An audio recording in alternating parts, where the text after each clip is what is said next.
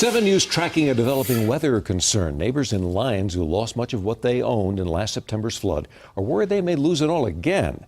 Now we have uncovered that some of the damaged river gauges still are broken. Meteorologist Matt Bacon showing us how residents are taking their safety into their own hands. I'm from Pennsylvania, and when I first got here, I think back to this now, I thought they called this a river because it was just a trickle in when I got here in January. And of course, I'm not saying that anymore.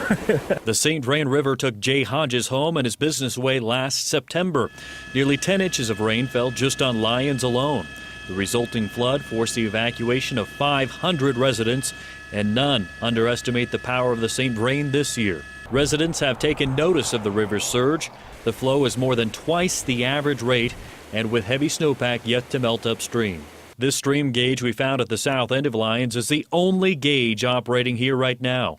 The state plans to install 2 more gauges, but the Lyons Fire Department isn't waiting around. They and everyone else are watching the river like a hawk. The more technology they throw at this river this year, the better. Firefighters are installing these stream height sticks throughout the river, marking off high-level points on some of the bridges, and they're even working on plans with the city to install their own electronic float meters to warn them about rising waters.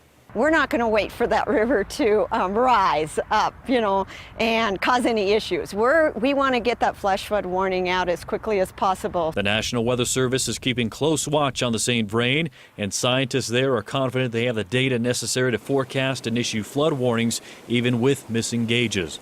But for everyone living in Lyons, the fear keeps rising as they wait for the day the first flood warning is issued. I expect a lot of people won't go to bed that night. With photojournalist Corey Reppenhagen, I'm 7 News meteorologist Matt Bacon.